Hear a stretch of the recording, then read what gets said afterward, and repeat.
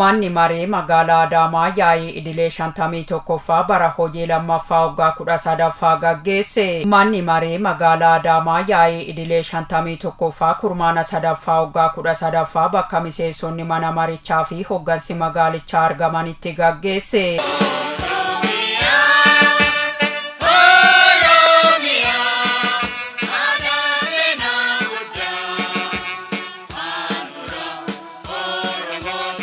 Yaa'ii kanaan gabaasni raawwii hojii kurmaana sadaffaa waajjira dargaggoo fi ispoortii misooma fi albuudaa akkasumas waajjira maallaqaa magaalichaa dhiyaachuun irratti mariin gaggeeffame. Kana malees hundeeffamni jiddugala gabaa magaalaa Adaamaa kutaa magaalaa Boolee Haanaa Gooroo keessatti ijaarramee fi muudamni Aarawaan koree dhaabbii mana maree magaalaa Adaamaa raggaasifame. Afayaa'iin mana maree magaalaa Adaamaa Aadde Immabee Jibbaa haasawaa taasisaniin ji'oota 9 darbaan hojiilee hedduu fayyadamummaa uummataa mirkaneessan akka magaalaa Adaamaatti hojjetamaa turuu ibsan. Hojiiwwan fayyadamummaa uummataa fi gahee isaa akka ba'aa jiru dhugoomsuudhaan qaamolee mootummaa qindoominaan hojii hojjetaa jiran irrattis hoggansi asitti argame akkasumas miseensi mana maree kennaatiin uummataaf gahaa jiraachuun isaa beekamaadha. Manni maree hojiilee hojjetaman to'annoo fi hordoffii taasisuun raawwii isaanii madaalaa turuu kaasan. Hordoffii fi to'annoo geggeessuu daawwannaa dirree hojiiwwan battalatti argamuudhaan raawwatamaa turan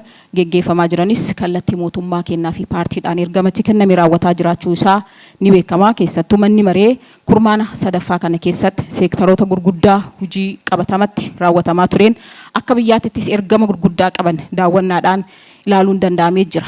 Kana yoo jennu magaalaan keenya magaalaa industirii, jiddugala turizimii akkasumas jiddugala daldalaa fi konfiraansii ta'uu isaa kan agarsiisu hojii biyyatti argamuu danda'amedhamee magaalaa keenya keessatti industiriin gurguddaan akkasumas hojiiwwan kallattiiwwan industirii qalatti hojii hojjetamaa jiranii fi beekamtii biyyaatiinis kennamee xiyyeeffannoo addaatiin hojii hojjetamaa jiru daawwannaa kurmaana sadaffaa kana keessatti ilaaluun danda'amee jira. Karoora nama magaalomsuun hojimaata dijitaalaa fi teekinooloojii babal'isuuf xiyyeeffannoon itti kennamee hojjetamaa jiraachuu himuun hojiiwwan harca'anii afaan kurmaana itti aanu keessatti sirreeffachuuf filannoo marsaa 7ffaa gaggeeffamu keessattis qooda keenya ni bahanna jechuun ibsan. Tarsimoo magaalaa mootummaan kenna naannoo keenya irratti namaa fi lafa akkasumas immoo mootummaa tarsimaadhaan konfiraansiiwwan teekinooloojiiwwan hojiiwwan adda addaa hawaasa dinagdee keessatti dagaagsuuf hojii hojjetamaa jiruun sadarkaadhaan mul'atan qabatamatti milkeessuuf halkaniif guyyaa hojii hojjetamaa jiru keessatti